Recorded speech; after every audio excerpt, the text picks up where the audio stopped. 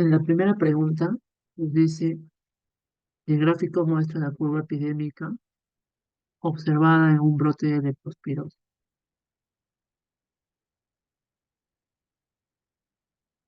El brote afectó a 102 personas y nos piden calcular el periodo probable de exposición al agente causal y nos dan como dato el periodo de incubación que es de 4 a 19 días. Cuando nos pidan el periodo probable de exposición, solamente tenemos que saber el día en el que empezaron los casos, el primer día y el último día.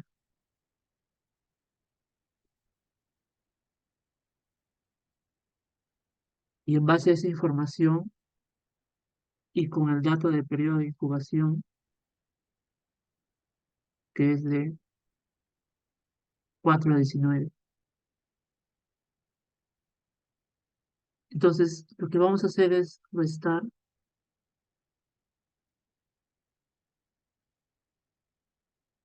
el valor más pequeño con el día inicial, porque en este modelo de cálculo, nosotros asumimos que el que tuvo el periodo de incubación más corto es el que apareció primero. Entonces, si restamos 15 menos 4 es 11, por acá. Y luego tenemos el último día, que sería el día 27, y a ese le restamos el día 19, que es el más grande. Entonces, 27 menos 19 es 8.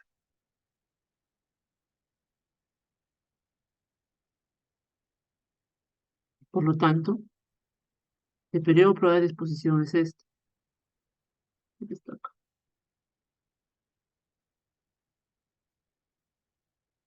Sería del 8 al 11 de junio. Es decir, entre estos días ocurrió la exposición a la gente y por eso es que los casos aparecieron en el día 15 hasta el día 27. Siempre se resta el día último con el día más largo del periodo de incubación y el primer día con el periodo, con el día más corto del periodo de incubación.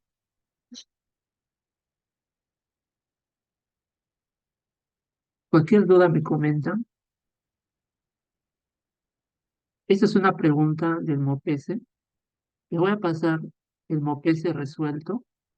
Encontré, curioseando el libro de MOPESE de las preguntas, pero resueltas por los propios autores. Entonces, de aquí me basé en una de las preguntas para tener un poco más de cualquier argumento así que el doctor les vaya a hacer. Ustedes tienen el texto ahí. Y también hay otros ejercicios, así si ustedes quieren practicar más, pueden tomar en cuenta este texto. La segunda es relacionar los atributos de los sistemas de vigilancia. Esto es algo que más que todo hay que saberlo de manera teórica porque puede preguntar y anteriormente ya lo ha hecho. Para eso vamos a recordar estas dos láminas. O sea, el sistema de vigilancia que nosotros conocemos, que es el de notificar casos de manera inmediata o semanal o de manera individual y consolidada, debe ser sencillo. Una forma de entender esto, por ejemplo, son las fichas. Las fichas de llenado deben ser entendibles para todos, deben ser prácticas, no debe tomarle mucho tiempo a la persona. Por eso dice facilidad de operación del sistema. Luego tiene que ser flexible porque, como se menciona, tiene que ajustarse a las condiciones de funcionamiento, necesidades de información. Por ejemplo, si se trata de un brote de polio o de rabia urbana, va a ser muy diferente la magnitud que si se trata de un brote de una enfermedad diarreica aguda o un brote de dengue. La magnitud de esos brotes es muy diferente por las implicancias, por la fácil o por la rápida transmisión que pueden tener. Entonces, el sistema de vigilancia se tiene que adaptar a eso. La aceptabilidad, porque las personas, las organizaciones deben participar en el sistema de vigilancia, deben dar la información de los casos. Por ejemplo, sabemos que las instituciones privadas también notifican casos. Entonces, todos deben participar, porque imagínense que una persona, digamos, es diagnosticada con cierta enfermedad de notificación inmediata y se atiende por de manera privada. Y digamos, esa institución no, por algún motivo no notifica ese caso. Entonces estamos mal, porque el sistema de vigilancia debe ser aceptado por todos, así sean públicos y así sean privados. La sensibilidad es lo que hemos visto en el capítulo anterior, captar, en este caso, a los casos, o mejor dicho, a las personas que están con enfermedad. Recordemos que la sensibilidad en una prueba diagnóstica era la capacidad de la prueba para detectar a los enfermos. Acá, la sensibilidad del sistema de vigilancia es la capacidad que tiene para detectar a los casos. Luego, el valor predictivo positivo, haciendo una analogía con lo que hemos visto en el capítulo anterior, el BPP era la probabilidad de que una persona que da positivo a una prueba verdaderamente esté enferma. Entonces, en este caso, el sistema de vigilancia se reciben notificaciones de todos lados. Entonces, nosotros tenemos que ver si es un caso confirmado o si es un caso descartado. Y por eso, cuando nos hablan de valor predictivo positivo, es la capacidad del sistema de vigilancia para detectar casos confirmados o, como dicen acá, verdaderamente son casos.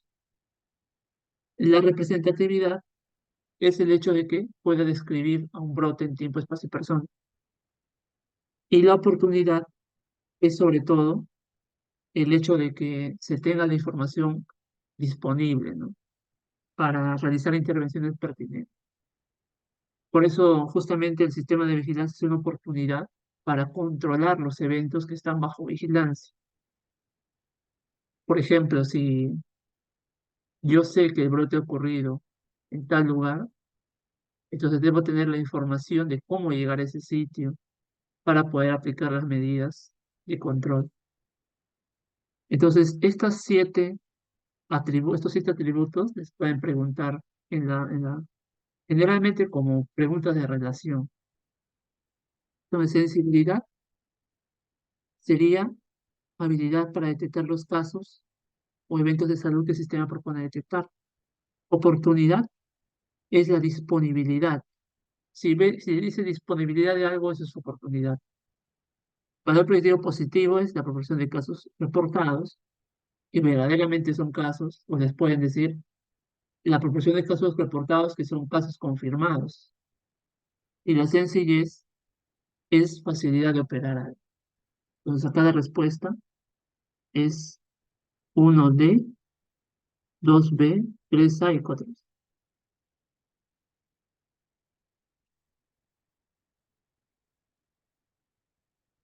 En la pregunta 3 nos piden cuál es el tipo de sistema de vigilancia que se aplica. Entonces, acá hay que tener en cuenta que hay 3 tipos de vigilancia. La vigilancia activa, bueno, primero la pasiva, ¿no? La pasiva y la centinela. La vigilancia pasiva es la que se realiza rutinariamente.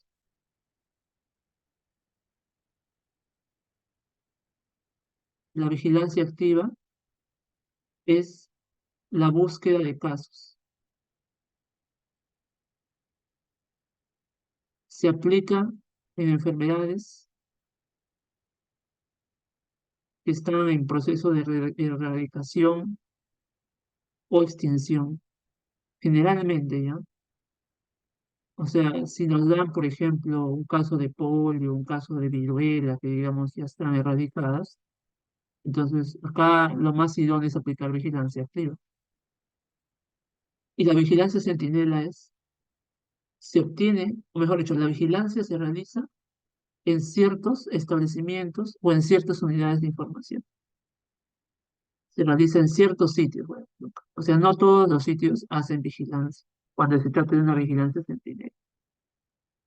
Y eso es lo que pasa acá, ¿no? Nos dicen que se realiza una vigilancia de intento de suicidio, episodios depresivos moderados y graves y primer episodio psicótico, y para eso se establecen una serie de criterios que deben cumplir los establecimientos de salud para ser seleccionados. Por lo tanto, la respuesta es Centinela.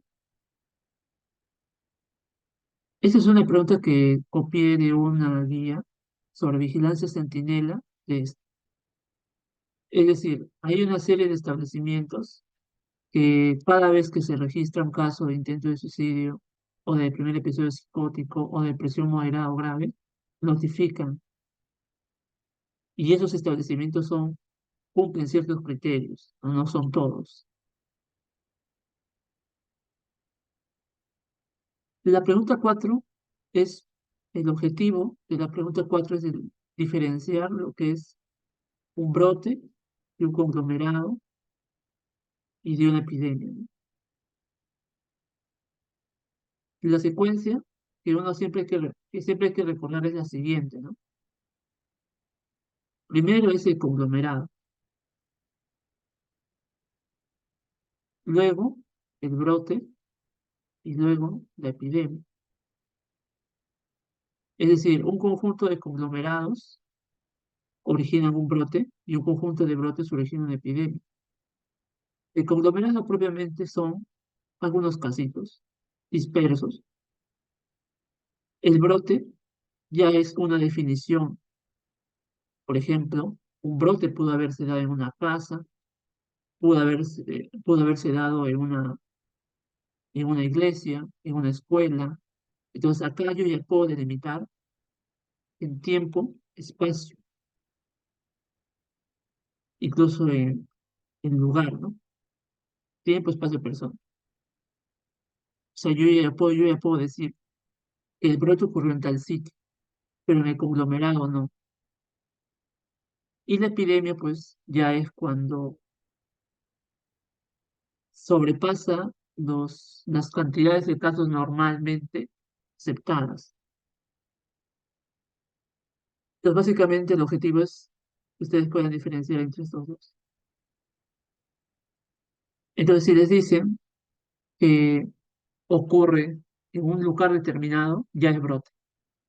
Cuando es conglomerado no podemos hablar de eso. Conglomerados son casos.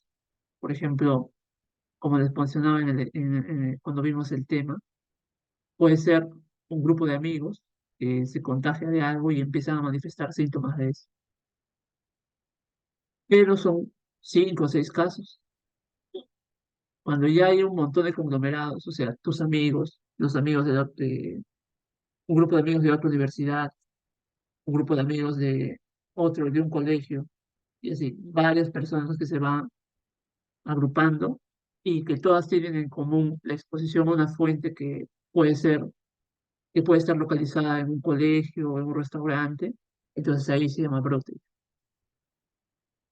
Toda la respuesta es brote. Una pregunta.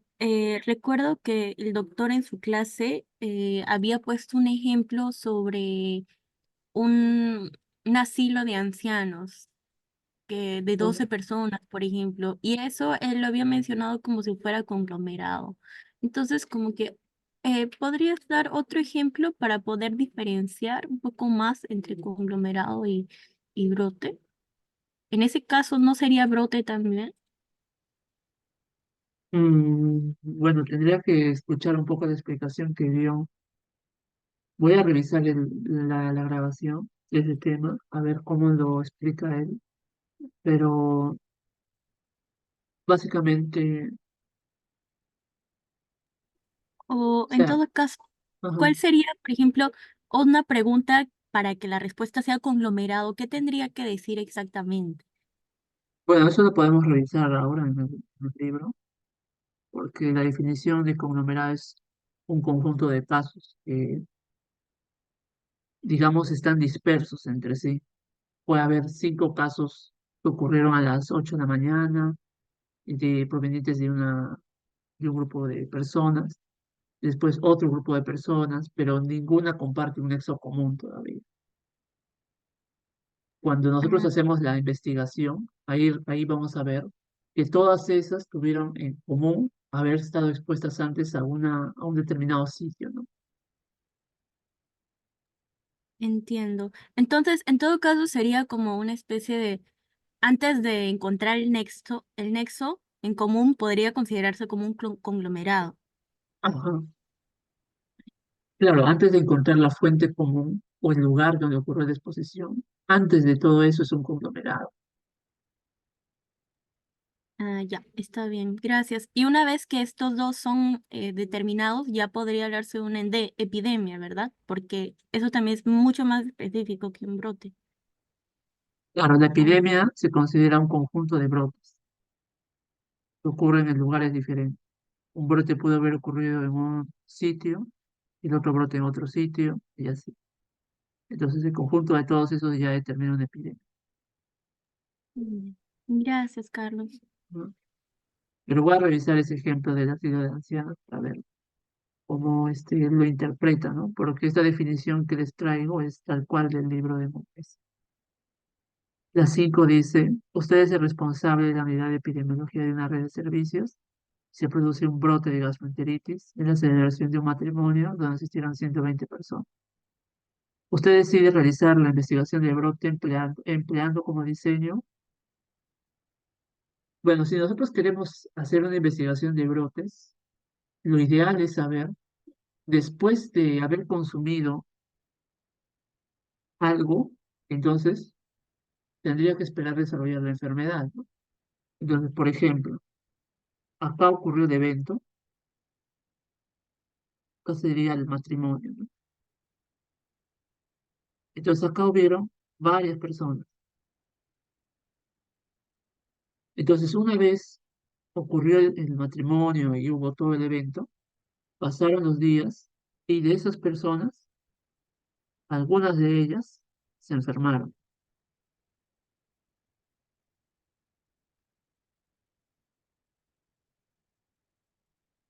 Entonces, las que están de rojo se enfermaron.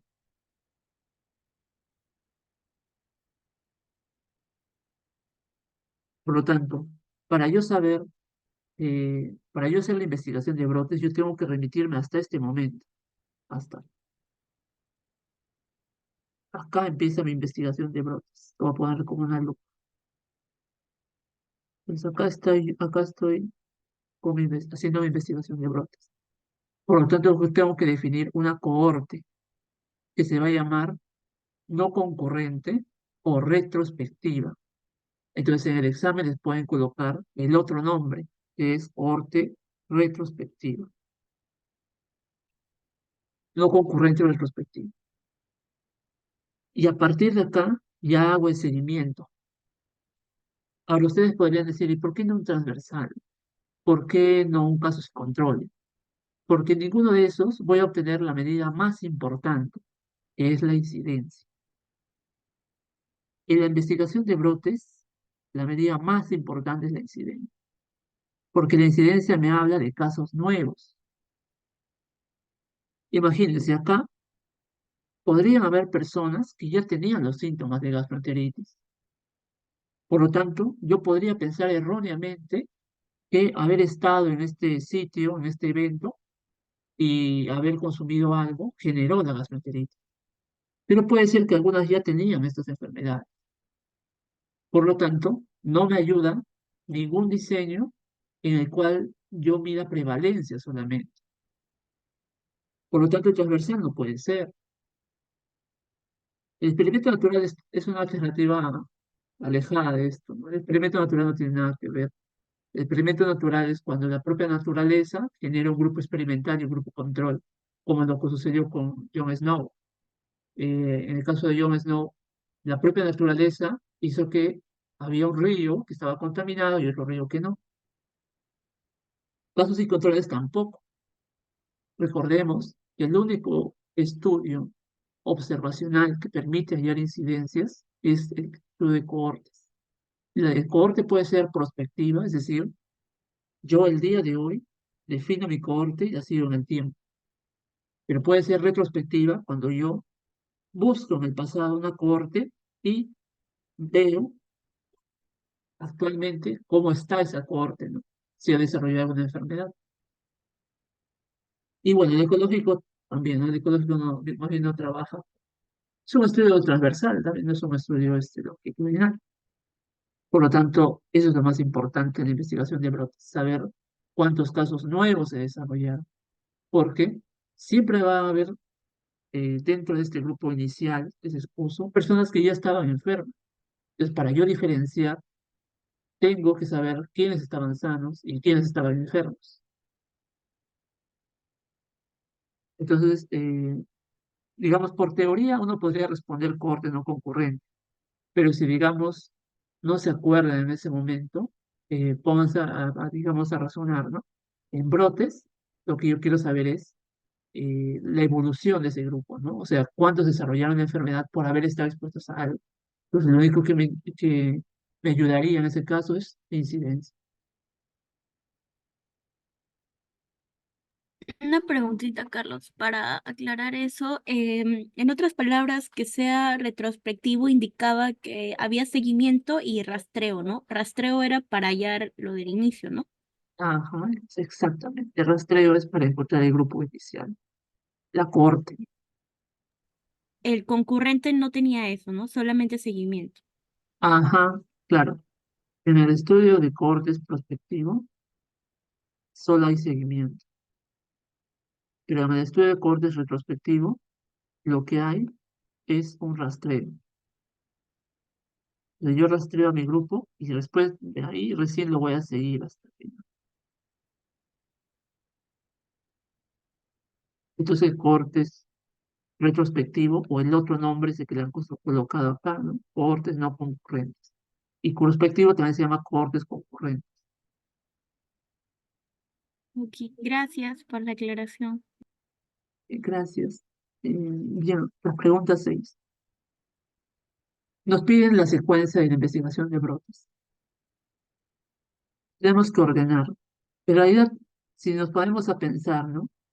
Nosotros estamos estudiando el tema de investigación de brotes. Por lo tanto, lo primero que tengo que hacer es confirmar el brote.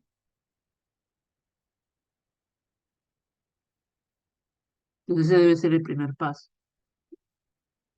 Una vez que yo ya confirmé el brote, lo que tengo que hacer es un trabajo de campo para encontrar los casos. Entonces, yo ya me alisto, hacer lo que se llaman el trabajo de campo, que es ir a las comunidades, preguntar, indagar cuándo ocurrió y así. Segundo paso. El tercer paso, antes de que yo empiece a encuestar a las personas y averiguar, tengo que definir cuál va a ser mi caso. Cuando hablo de definir operacionalmente el caso es, si esta persona cumple estos criterios, entonces es un caso sospechoso para mí. Y recién ahí busco activamente los casos. Porque claro, ¿no? O sea, yo no voy a ir a la comunidad a, digamos, a explorar a ciegas. ¿No? Tengo que saber, tengo que tener mis, mi checklist, por decirlo así, ¿no? Si una persona tuvo estos síntomas, entonces entra a mi investigación. Porque posiblemente estuvo en ese lugar donde ocurrió el brote. Y una vez que ocurrió eso, por ejemplo, ¿no? Ya busqué los casos, ¿no? Caso uno, caso 2, caso 3. Imagínense. Vamos a poner un brote de 3 personas. ¿Dónde estuvieron esas 3 personas? Estuvieron en un restaurante. Hora, él estuvo a las 9 de la mañana. Él estuvo a las 6 de la tarde y él estuvo a las 8 de la noche. Entonces, ¿qué es lo que estoy haciendo ahí? Ya ubiqué los casos. Ahora lo que yo hago es definir en tiempo, en espacio y lugar el brote. Porque estoy diciendo dónde estuvieron, a qué hora estuvieron. Por eso, caracterizar el brote en tiempo, espacio y persona. 6. Generar hipótesis y adoptar medidas de control inmediato. Entonces, por ejemplo, la medida de control inmediato es cerrar el restaurante, ¿no? 7, evaluar las hipótesis aplicando métodos de análisis exploratorio.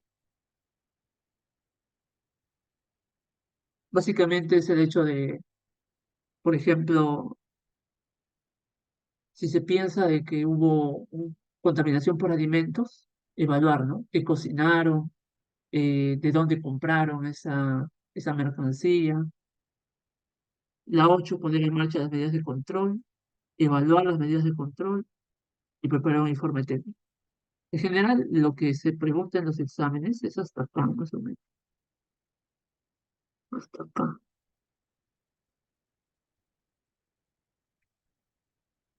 De aquí he visto la mayor parte de preguntas.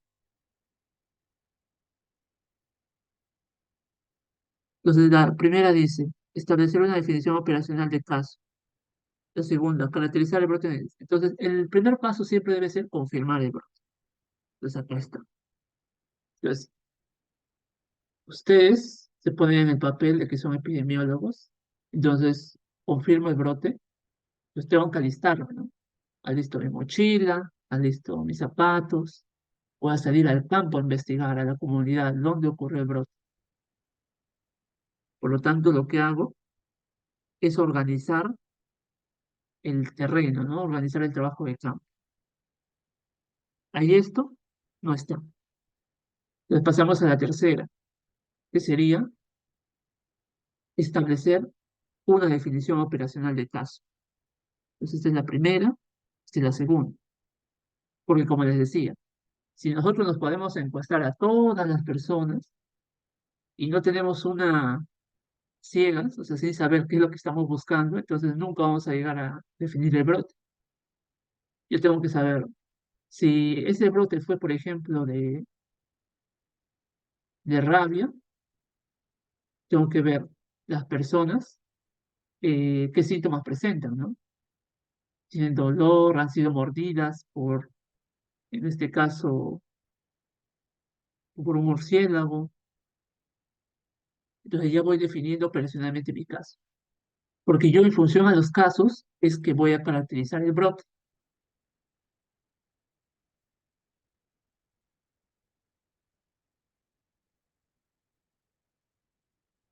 Y una vez que yo ya definí operacionalmente mi caso, entonces busco los casos. Porque yo ya sé, tengo mi guía ya. Y recién cuando he buscado los casos y los he conseguido, ahí recién caracterizo el brote. No vayamos a pensar al revés, ¿no? Porque como les decía, esa es una, cuando uno está empezando se puede confundir con eso. Dice, allá primero el brote y luego los casos. Pero no es así, es al revés. Primero los casos y luego ya caracterizo el brote, porque el brote es un lugar, a cierta hora, en tales días, cuántas personas estuvieron ahí. Entonces, ahí estoy recién caracterizando. O sea, voy de lo pequeño a lo grande. Y bueno, este es el último, ¿no? Entonces acá sería 3 1 eh, 3, 1. Bueno, acá debe ser 4.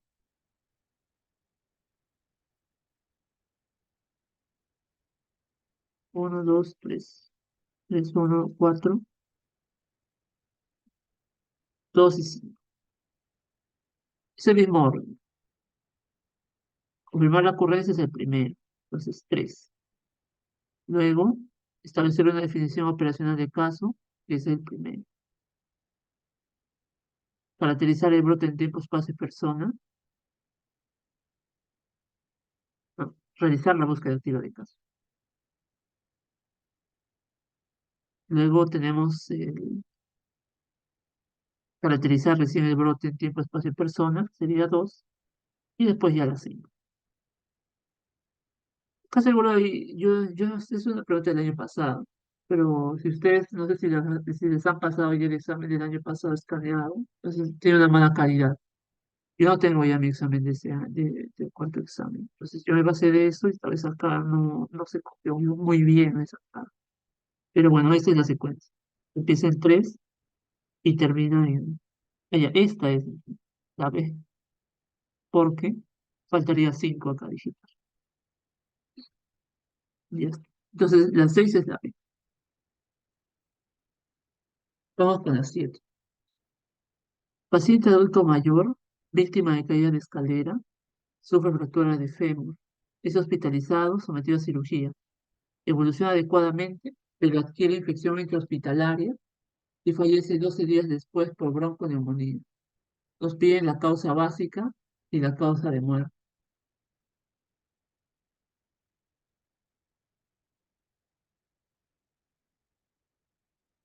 Entonces, vamos a empezar. Acá tenemos la causa directa, que sería la bronconeumonía.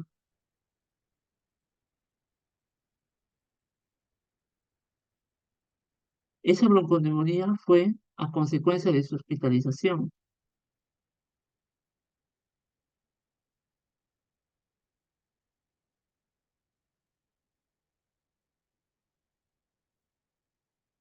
Y esa hospitalización fue porque iba a ser sometido a una cirugía, ¿no? O para poder ponerlo en este orden. Sufre la caída,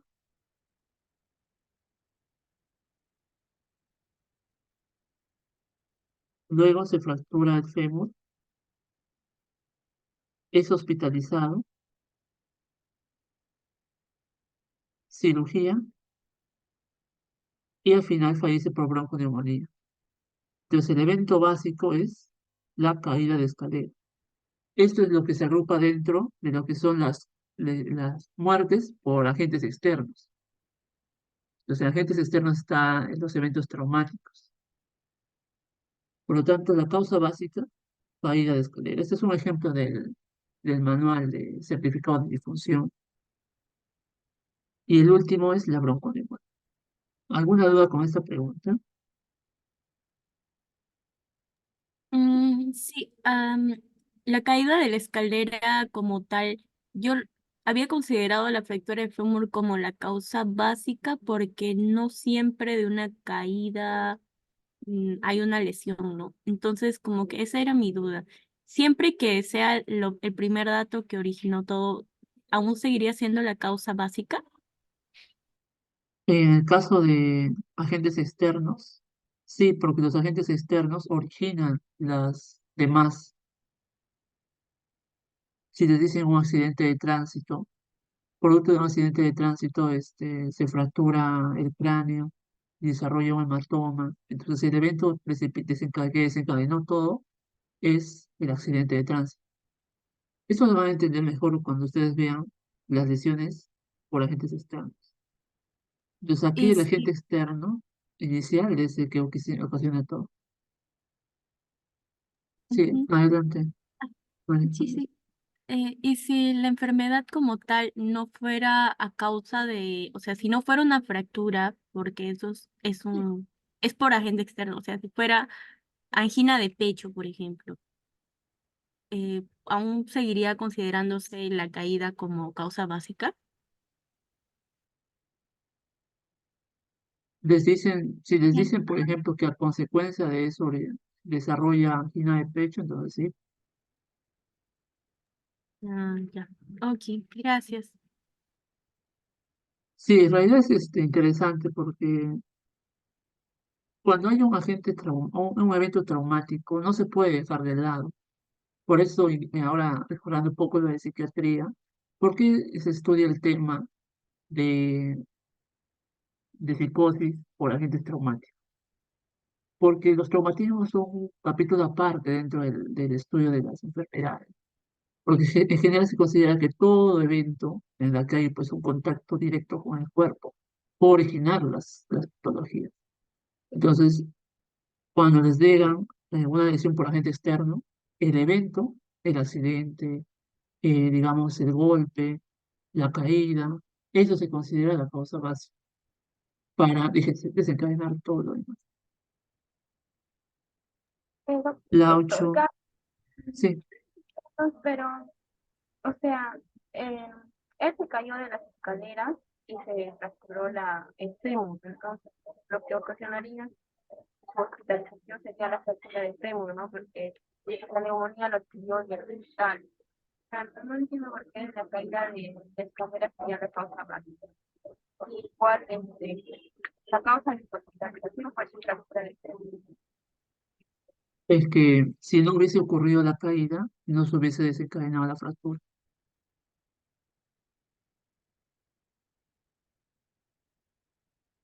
Ah, ya, ok. Entonces, cuando nos den un ejercicio similar, eh, la causa básica es lo que inicia todo, ¿verdad? Lo que origina Ajá, lo que todo. inicia todo. Si fuera, como dijiste, por ejemplo, un accidente de tránsito, lo que tiene causa básica sería el accidente de tránsito, Ajá. ¿verdad? Ese es un ejemplo diferente, ¿no? Porque todos los anteriores que hemos visto eran a raíz de una enfermedad. Por eso quizás nos hemos acostumbrado a analizar que la causa básica es siempre una enfermedad. Pero a veces pasa que esa enfermedad es ocasionada por algo más. En este caso sería un accidente, una lesión, etcétera. Vamos a continuar. La 8 dice, se le encarga la construcción de un corredor endémico para una enfermedad sujeta a vigilancia en la jurisdicción de su establecimiento de salud. Para los 9 años previos, durante la semana epidemiológica 25, usted recibe como información que la mediana correspondió a 400 casos. La mediana es el percentil 50, es el cuartil 2, o sea, esos son los sinónimos. El percentil 25 es 315 casos, o sea, el cuartil 1. Y el 75% de casos fueron menores a 600. Entonces acá he cambiado un poco la pregunta para que ustedes puedan tener todas las maneras de interpretar, ¿no? Cuando nosotros analizamos los percentiles, percentil 1, percentil 2, percentil 50, ¿cómo se interpreta esto? Básicamente, que el 50% de valores son menores al percentil 50 y el 50% de valores son mayores al percentil 50. Entonces, esto permite entender incluso las curvas de crecimiento que ustedes van a ver pues, el próximo año en pediatría, porque, por ejemplo, hablamos de un crecimiento normal cuando está entre el percentil 10 y el percentil 50. O para ponerlo mejor, ¿no?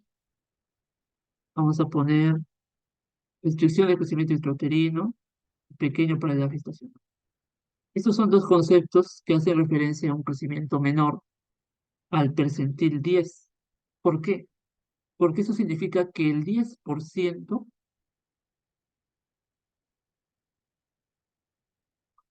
está dentro del 10% este, de recién nacidos que tienen un peso menor al percentil, son los más bajos. Por eso dentro de toda la curva de crecimiento, lo que es normal se toma en función a los percentiles, ¿no? El percentil 10, percentil 50, percentil 75. Y básicamente la interpretación es, si este es el percentil 50, todo lo que está acá, 50% es menor a eso, 50% es mayor a eso. Y en el caso del percentil 75, el 75% de valores está antes y solamente el 15% es mayor al percentil 75. Entonces, si nos dice que el 75% de casos fueron menores a 600, estaríamos ante esto, ¿no? 600 es el percentil 75, porque el 75% de valores son menores a 600. Por lo tanto, solamente habría un 15% de valores que son mayores a 600. Por lo tanto, percentil 75. Y es el cuartil 3. Por lo tanto, si nos piden, creo que acá no llegué a colocar el enunciado. A ver,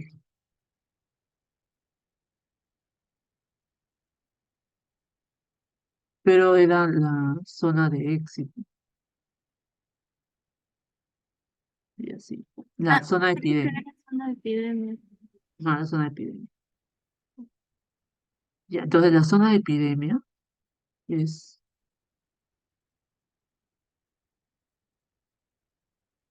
por encima del cuartil 3. Por encima del cuartil 3, encima de 600. Entonces,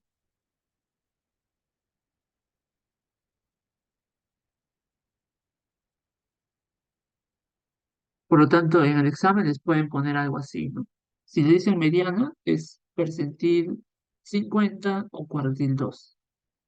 Y si les dicen algo de 75%, recordemos que esa es la interpretación de los percentiles, ¿no? O de los cuartiles en general. Por ejemplo, los cuartiles, ¿cómo los interpretamos? 25% menores al cuartil 1. Por lo tanto, el 75% de valores son mayores al cuartil 1. En el caso del cuartil 2, el 50% de valores son menores al cuartil 2 y el 50% de valores son mayores al cuartil 2. Y propiamente a partir de esos percentiles es tan importante que definimos nosotros qué es lo normal. Por eso es que tiene su aplicación cuando hablamos de crecimiento, porque nosotros analizamos las curvas de crecimiento de un conjunto de niños y a partir de ahí definimos los percentiles para ver qué es lo normal. Entonces es una cuestión, si se dan cuenta, más bioestadística, ¿no? Antes que propiamente hablar de lo que es normal. Ya, entonces acá la respuesta es encima de sí. La 9 nos dice la construcción de un corredor endémico y una enfermedad sujeta a vigilancia. Para los 9 años previos, los casos han sido ordenados de esta manera. La zona de éxito se ubica, entonces la zona de éxito es por debajo del cuartil 1. Tenemos que calcular entonces el cuartil 1. Para eso, k por n más 1 sobre 4. K, en este caso, es lo que yo quiero, ¿no? El cuartil 1. N sería 9 más 1 entre 4. Eso es 10 entre 4, 2.5. Por lo tanto, esta es la posición. La posición. Como está ordenado ya, 1, 2, 3. Y la posición 2.5 está en el medio de esto. Entonces, la posición 2.5, el valor de ese cuartil 1 sería 420 más 440 entre 2. Eso es 430. Entonces, la zona de éxito está por debajo de 430. De acá se pueden hacer varias preguntas, ¿no? Se pueden decir zona de seguridad, zona de alarma o zona epidémica. ¿Alguna duda?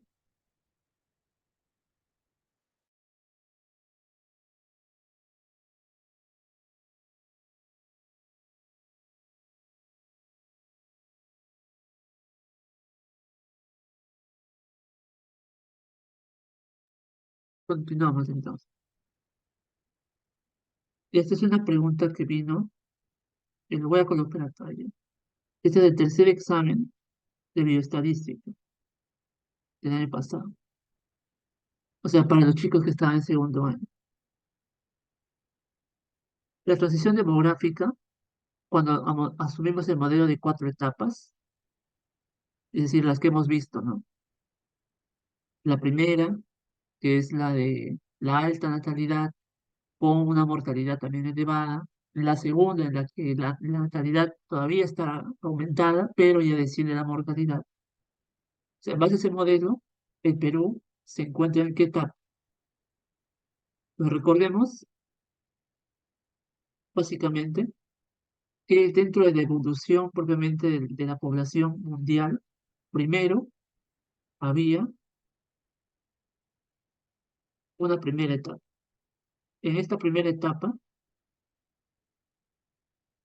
la natalidad y la mortalidad eran altas.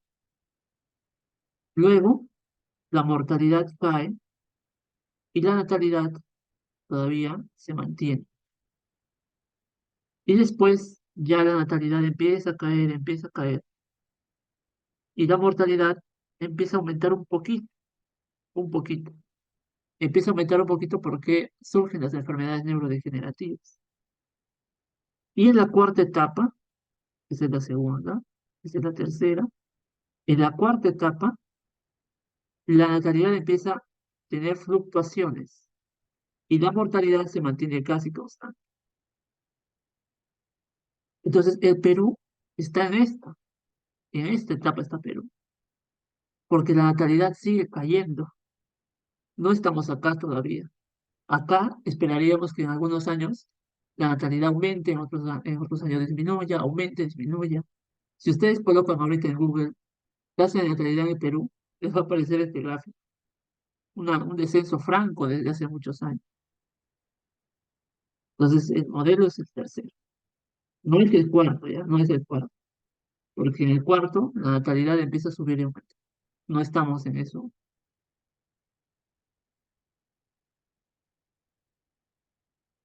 Ya. La siguiente tabla muestra la esperanza de vida a cada edad del modelo de West. Y con la esperanza de vida nos dicen qué indicador de carga de enfermedad podemos calcular. Recordemos que cuando hablamos de carga de enfermedad, hablamos de los ABAT. Los ABAT son los años de vida ajustados a discapacidad y es igual a los años de vida perdidos más los años vividos con discapacidad. En inglés, ABAT es DALY,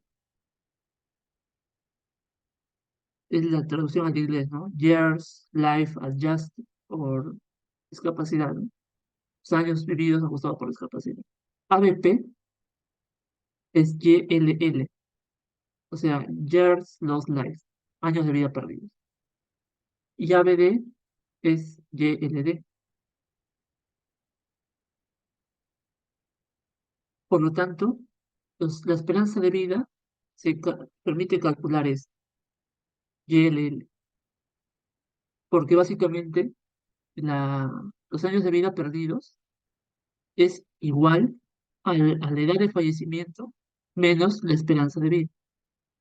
Por ejemplo, si la esperanza de vida es 80 años, la esperanza de vida al nacer es 80 años, y una persona fallece a los 50, entonces perdió 30 años.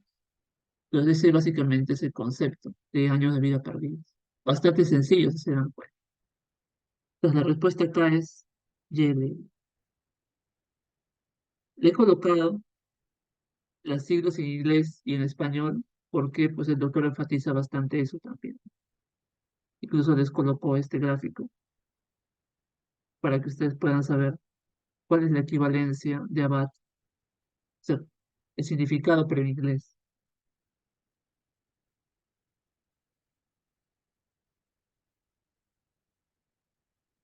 Ya, vamos a continuar. Sobre el bono demográfico. El bono demográfico es un periodo, o sea, es una cantidad de tiempo. En el que las tasas de natalidad son las más bajas, no. En el que la población menor de 65 es la más baja, no. El bono demográfico es un periodo de tiempo en el que la relación de dependencia por edad, que esto es igual a la cantidad de personas entre 0 a 14 más la cantidad de personas mayores a 65 entre la cantidad de personas entre 15 a 64. Por lo tanto, cuando esta relación es la más baja, ahí ocurre el bono demográfico. Es decir, hablamos de bono demográfico cuando esta relación de dependencia por edad es baja. Su indicador demográfico es la razón de dependencia por edad, sí. O sea, cada respuesta es solo tres. Una pregunta, allí no sería falso decir que es razón, porque razón era una diferencia, o en este caso no se interpreta así. No, es que la razón es una relación entre solamente que la razón, a diferencia de la proporción, el numerador no está incluido en el denominador, pero en la proporción es A entre A más B. Ah, Una razón ya, es un cociente también. ya, está bien. Es que en las clases no anterior, sino de los temas pasados, algo así era para poder diferenciar si hablábamos de un riesgo atribuible, creo, y lo diferenciamos de proporción. Por eso era mi duda. Entonces, es más que todo porque en la razón, como ya mencionaste, ¿no? No está el total, o sea, la sumatoria, no como la Ajá. prevalencia. Ajá, no, no es como la prevalencia es una proporción, por ejemplo. Ah, ya, ok. Muchas gracias, Carlos. Eh, Vamos a continuar entonces con la 3. Este es llamado a investigar un brote de una enfermedad transmitida por alimentos que se daba en el comedor universitario en la Facultad de Medicina. Tras sus primeras indagaciones ha podido obtener la siguiente información. Entonces nos dan una serie de alimentos y nos dicen que hubo una cantidad de personas que no estuvieron, que no se enfermaron tras consumir esto y otras personas que sí. Nos dicen, para el alimento que usted concluye que es el responsable del brote, el valor de la medida de fuerza de asociación. Entonces, si yo leo esta tabla, si yo miro esta tabla, me voy a dar cuenta que los que consumieron carapulcra fueron los que más se enfermaron, a comparación de los otros. Los otros, dos, dos, tres. Entonces, el que más se enfermó es el que consumió carapulcra. Entonces, yo voy a generar dos grupos. Un grupo que consumió carapulcra y otro grupo que no consumió carapulcra. Y por un lado voy a colocar los que se enfermaron y los que no se enfermaron. Entonces acá colocaré cuántos se enfermaron por consumir carapulcra, 33. Cuántos no se enfermaron, 19. Y acá colocaré a todos ellos. La suma sería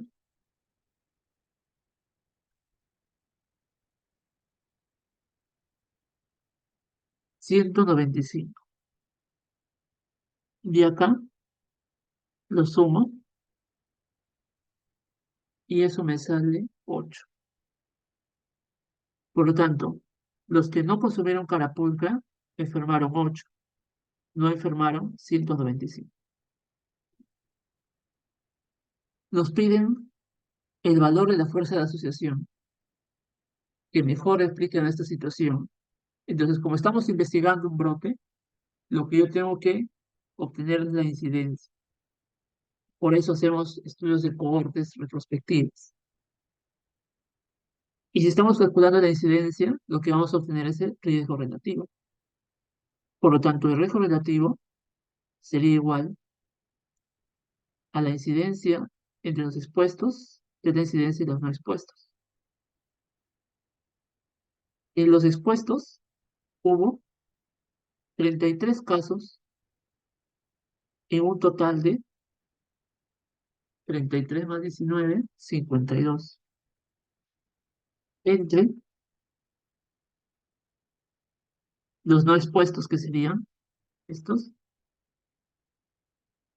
y estos serían 203. Por lo tanto, el riesgo relativo sería un producto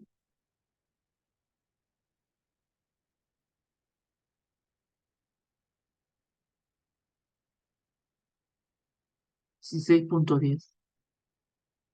Esta es una pregunta del quinto examen del 2023. Pues acá la respuesta es la B. ¿Alguna duda con este ejercicio? ¿La forma de interpretarlo quizás? Mm, Una pregunta, si me pidiera el riesgo atribuible de eso, tendría, ¿cuál era la fórmula?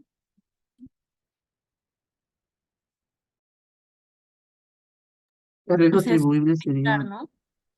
restar incidencia en los expuestos menos incidencia en los no expuestos. Ah, ya me acordé, gracias. Claro, eso les podrían preguntar también, ¿no? Pero digamos que en la práctica, en el trabajo de campo, en una investigación de brotes, no llegamos a calcular riesgos atribuibles porque son muy poquitos casos.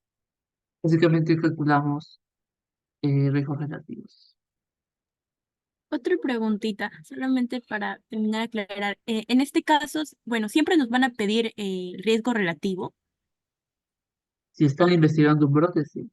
Esa es Claro, la sí es mejor un... medida. Ujú. Ujú. Ah, ya. Gracias. Carlos, ¿podrías por favor recordarme cómo, o sea, cómo me daba cuenta que era RR? Ah, ya. OR, si la pregunta te dice que es un estudio de casos y controles. Y RR, cuando te dice que es una cohorte. Y la pregunta te dice, en un estudio de casos y controles, o incluso a veces sin decirte eso, te dice, se enrolaron 5 casos por cada control, hubo 2 controles por cada caso. Entonces ahí estamos viendo que es un estudio de casos y controles. Cuando es cohorte, te van a decir, se hizo un seguimiento o se evalúa a 10 años, a 5 años, entonces está haciendo referencia a seguir a un grupo de personas en el tiempo. Y algo más, ¿no? RRs y una investigación de brotes. Ahí calculamos R.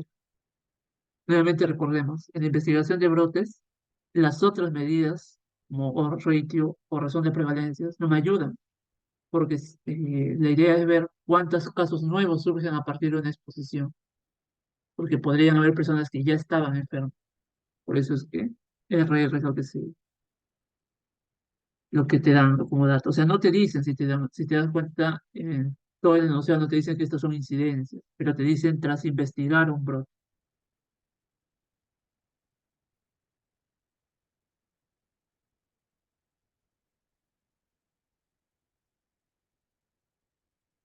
Gracias. Gracias, Yanira. Sí, sí, entendí, gracias. Gracias. Vamos entonces. 14. Bueno, esto es lo que estábamos viendo ayer. ¿Cómo se interpreta la tasa global de fecundidad? Si es 2,4, significa que 2,4 hijos se espera que tenga una mujer durante todo su periodo fértil. Y para fines epidemiológicos, el periodo fértil se considera entre los 15 a 49 años. Entonces, acá descarten inmediatamente las alternativas que les digan en un año. En realidad, si queremos ser más, explicarlo mejor, la tasa global de fecundidad sería en, a ver, 49 menos 15 más 1, 35 años de edad fértil. O sea, en esos 35 años, ¿cuántos hijos esperaría? ¿Se producen 4 nacimientos por cada 100 mujeres? No, no tiene que ver nada de eso. No es nada de por mil, de por cien. Es una mujer, ¿cuántos hijos tendría esos 34 años 35 años de vida fértil? ¿No? Desde el primer año, 15 hasta 49. Ojo, desde un punto de vista epidemiológico se considera eso edad fértil. O sea, nada de razones, nada de mil, nada de cien. Tampoco esto, son distractores. La respuesta es la B. Algo que se podría añadir a esto, ¿no? Que les explicaba un poco con el ejemplo de ayer. Si las tasas de fecundidad se mantuvieran fijas, es decir, si en el quinquenio de 15 a 19 años una mujer tendría 0,8 hijos, entonces para cuando tiene 15 años, para cuando tiene 16, 17, 18, 19, debe ser lo mismo. Por eso decimos que se mantienen constantes.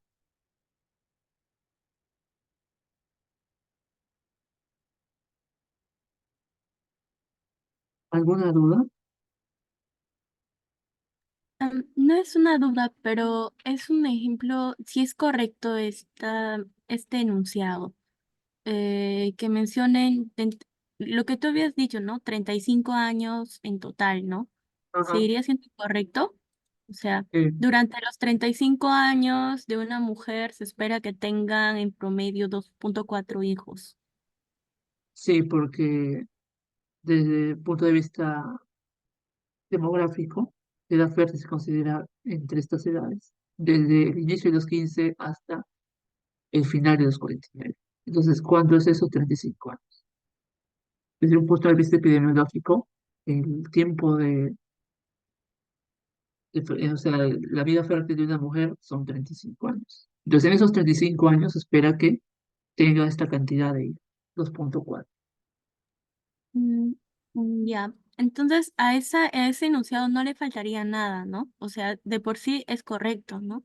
O tendría Sí, que agregársele en teoría, o sea, o especificar que se está hablando de un tiempo constante. no, o sea, acá te dicen, ¿no? Durante su vida reproductiva. Su vida reproductiva empieza a los 15, termina a los 49, desde un punto de vista epidemiológico. Ujú, Acá ya te lo ya, señalo.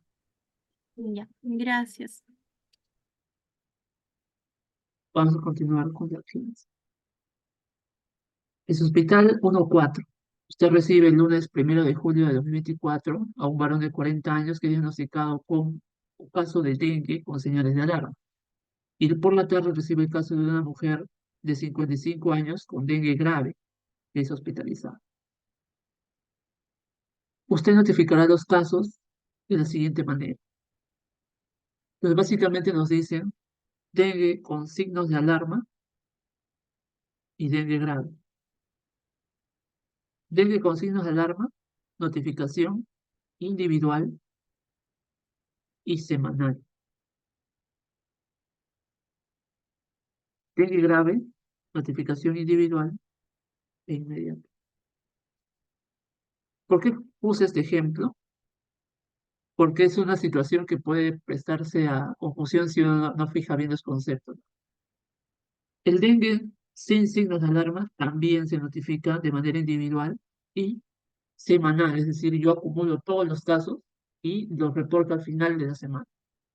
Pero si se me presenta un caso de dengue grave, ese mismo día lo notifico. Por lo tanto, para el paciente con dengue con signos de alarma, completo la fecha de notificación individual y notifico la semana. Sí.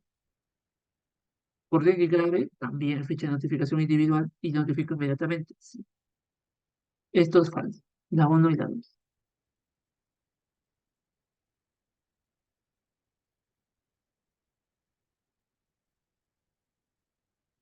Entonces, la recomendación es que puedan ver alguna de estas situaciones, ¿no? En base a lo que hemos repasado de forma de razonar. Sobre todo, sepan los casos, o sea, el complemento lo van a sacar, sepan lo diferente de ese grupo, ¿no? Cuáles son los que se notifican de otra manera, o de otra, o ya no de manera individual, sino consolidada. 16. Como interno se encuentra realizando la evolución de un paciente que presentó un cuerpo extraño en el tubo digestivo. Y nos dice que el CIE-10 es T18. Y la radiografía reveló que el cuerpo extraño del paciente, que el cuerpo extraño estaba en el esófago. Por lo tanto, de los siguientes códigos, ¿cuál se empleará? Un ratito, voy a responder.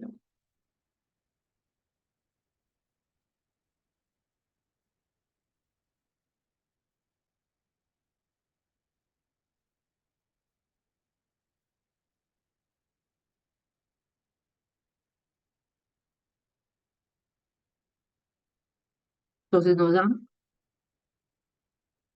el T18 es cuerpo extraño. Y nos dicen que este cuerpo extraño estaba en el esófago. Por lo tanto, ¿cuál voy a colocar en la historia? Esa pregunta la puse para entender, digamos, de una vez y que no se nos vaya a olvidar a qué se refiere el punto 8, el punto 9 y el punto X.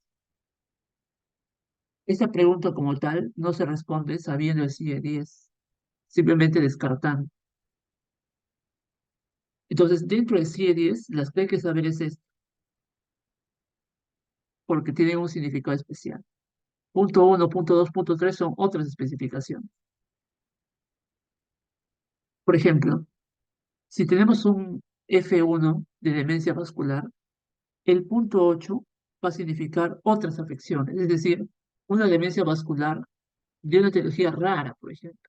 Imagínense que se haya roto la, el tercer ramo de la arteria cerebral media, ¿no? Y por eso se produce la demencia vascular. Entonces ahí hablamos de otras demencias vasculares. O sea, el punto 8 se refiere a otras demencias vasculares. Pero el punto 9 es sin otra especificación, es decir, yo no sé exactamente qué lugar está lesionado. Yo no sé si será de comienzo agudo, de infartos múltiples, lacunares, etc. Por eso dice sin otra especificación. Por lo tanto, en este caso, no puede ser 9 ni 8. X significa que no hay subdivisiones. Por ejemplo, una enfermedad no tenga otra especificación más. Ahí se coloca el punto X. Entonces acá la respuesta es T18.1. Entonces básicamente lo coloqué para que recordemos esto. Porque en las preguntas de los exámenes anteriores les dicen, ¿no? ¿Qué significa el punto 8? ¿Qué significa el punto 9? Pero en realidad lo veo un poco ya desfasado preguntar así. Entonces, por eso quería que veamos esto. Punto 8 significa otras demencias vasculares. Es como decir, cuando les dicen, ¿no? Causas de síndrome nefrótico, diabetes, lupus, TBC, etcétera, ¿no? Y al final dice otras causas que son más raras aún. Entonces, ahí es ese punto 8. El punto 9 es cuando no sabes exactamente de qué es, ¿no? O sea, no podrías especificar algo.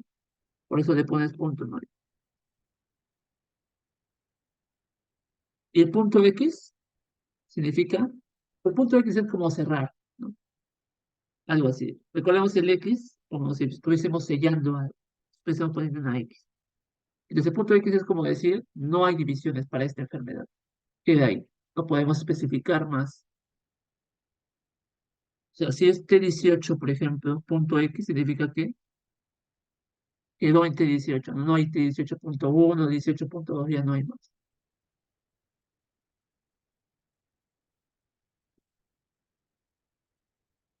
Vamos con las 17. Ya. Y la 17 es de la clase del doctor Pereira, ¿ya? La clase que tuvieron el jueves de manera virtual. Bueno, no, no fue virtual, en realidad fue una grabación. De esta clase del doctor Pereira, lo que quiero que podamos llevarnos es esta y la última pregunta. Voy a ver si encuentro otras posibles fijas, por decirlo así. Pero este es bien importante, ¿no? Ese concepto de One Health. One Health es un enfoque de la OMS actual que está en relación con el cambio climático y está haciendo referencia a una sola salud. Y eso es un enfoque que incluye la salud de personas, animales y ecosistemas. Esa es la definición de One Health. Entonces, esta es de la clase del doctor, esta es la lámina. eh, Humanos, animales y medio ambiente o ecosistemas. En el examen les pueden colocar medio ambiente o ecosistema. Ese es el enfoque One Health. Es una pregunta de concepto, básicamente.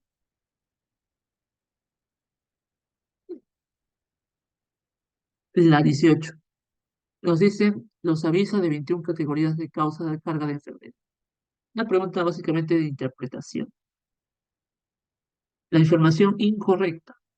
Los avisa de enfermedades neuropsiquiátricas. O sea, estos están en función principalmente de los ABD, o sea, de los años vividos con discapacidad. Acá los años vividos con discapacidad están en ese color más oscurito. Y si se dan cuenta, representa casi el 75%, ¿no? Todo esto son los años vividos con discapacidad. ¿Eso qué significa?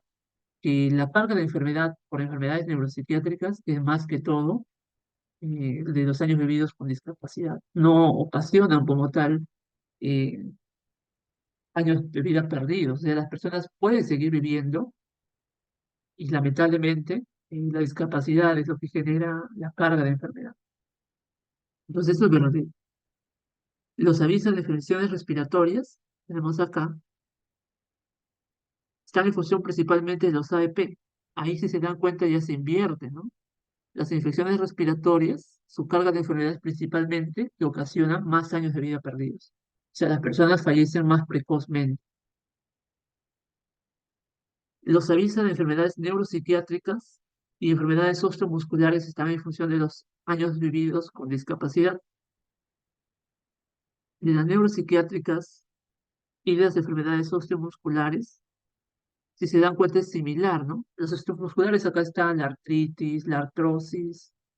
Estas enfermedades, pues, ustedes ya lo han visto en reumatología, como tal no ocasionan tanta mortalidad, sino que es toda la limitación propiamente. Por eso es que son más años vividos con discapacidad. La enfermedad con mayor cantidad de ABD son las enfermedades osteomusculares falso. Son las enfermedades neuropsiquiátricas, por ejemplo, urea de Huntington, Alzheimer, Parkinson. Los avisos de diabetes están en función principalmente de los ABD, no, falso, ¿no? No, perdón, cierto, si se dan cuenta, diabetes también. Las personas con diabetes, si ustedes se dan cuenta, pueden seguir viviendo, pero el tema es que a medida que pasan los años y si no se controla, la enfermedad empieza a tener repercusiones en múltiples sistemas. Entonces, acá la respuesta es la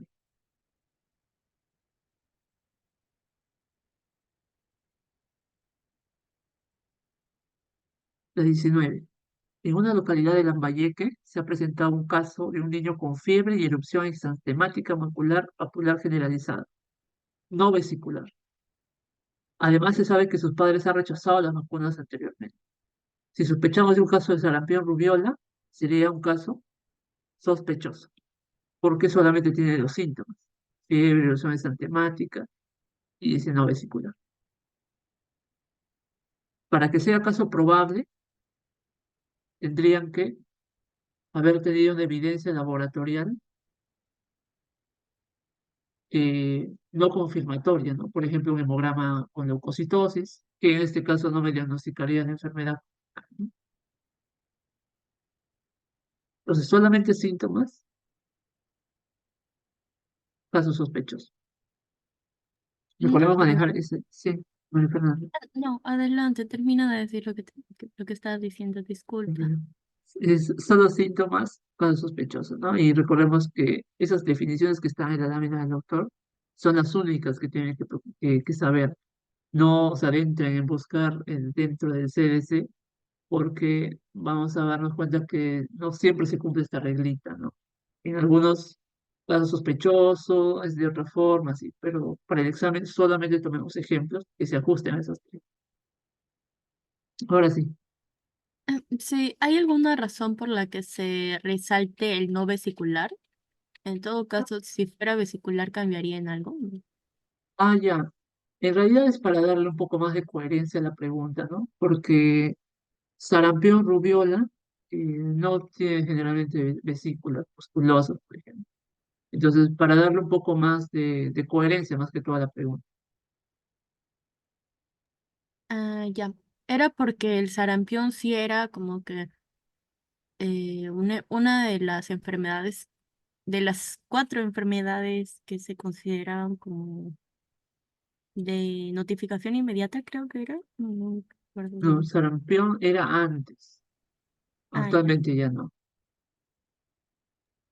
Ah, ya, ya entendí. Entonces es sospechoso solamente por la sintomatología. Ajá. Y probable sería, en todo caso, si fuera una prueba confirmatoria y que sea positiva o negativa. Cuando es probable, tienen evidencia laboratorial, pero esa evidencia de laboratorio no es confirmatoria. Ah, ya entendí. Gracias. ¿Mm? ¿Alguna otra duda?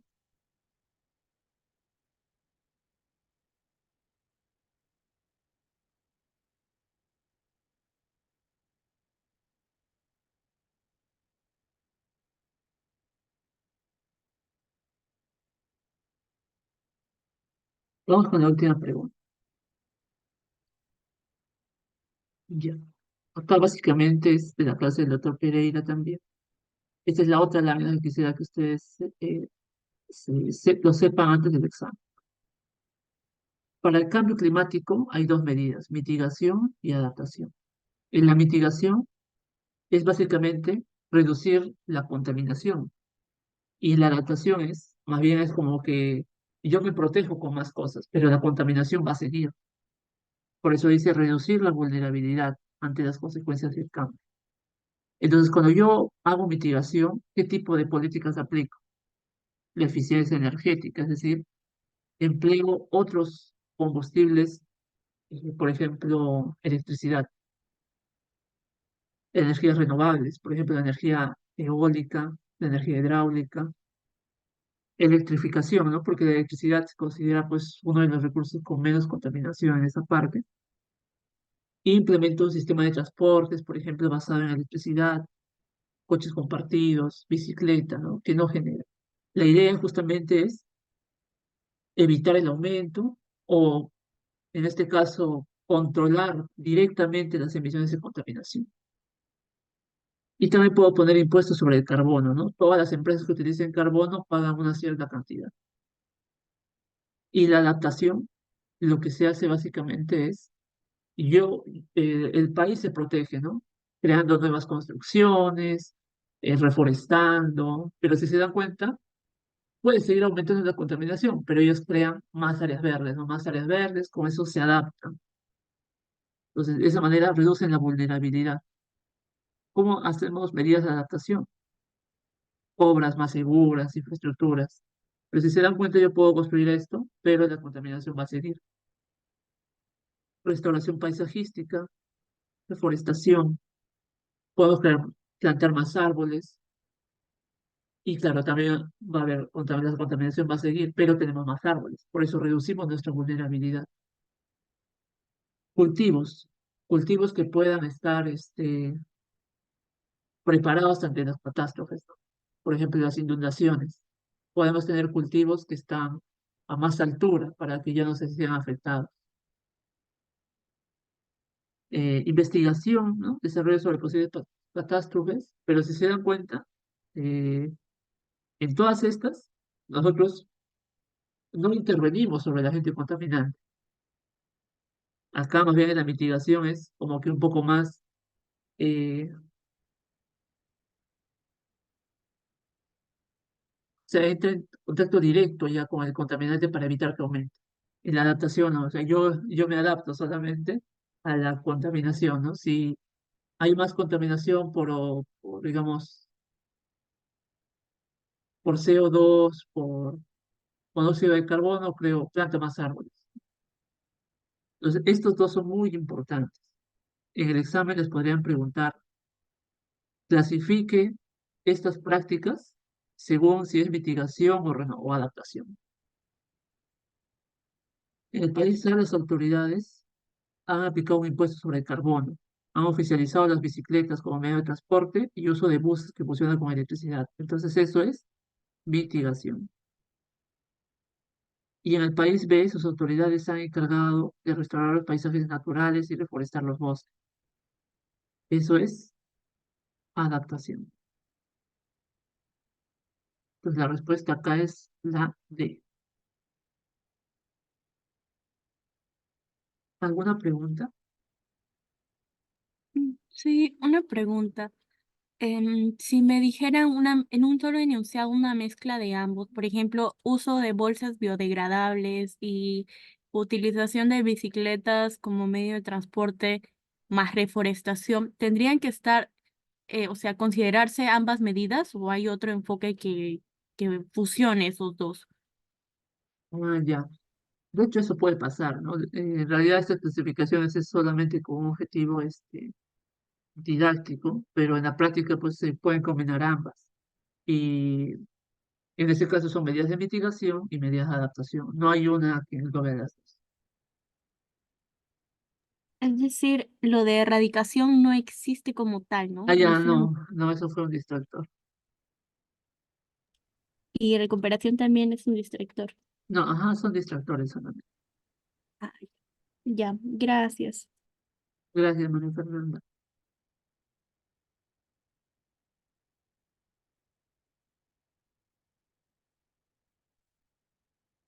Ya. Bueno, primero consultarles, ¿no? ¿Qué les ha parecido el simulacro? ¿Qué les gustaría que podamos revisar más para el día de mañana colocar esas preguntas? Quizás Cristina o Yanira y María Fernanda, que también ha dado el simulacro.